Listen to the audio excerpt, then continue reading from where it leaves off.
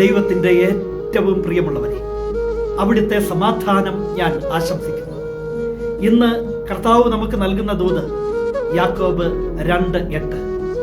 നിന്നെപ്പോലെ നിന്റെ അയൽക്കാരനെയും സ്നേഹിക്കുക എന്ന വിശുദ്ധ ലിഖിതത്തിലെ രാജകീയ നിയമം നിങ്ങൾ യഥാർത്ഥത്തിൽ അനുസരിക്കുന്നെങ്കിൽ ഉത്തമമായി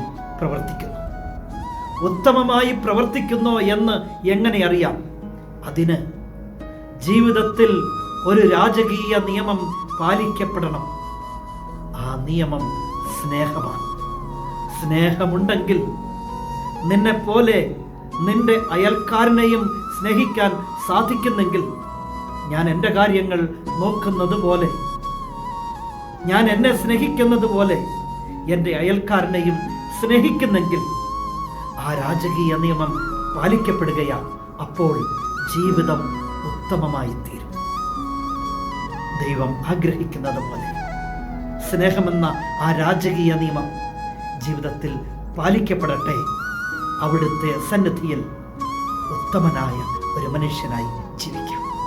കരുണാമയനായ ദൈവം നമ്മെ എല്ലാവരെയും സമൃദ്ധിയായി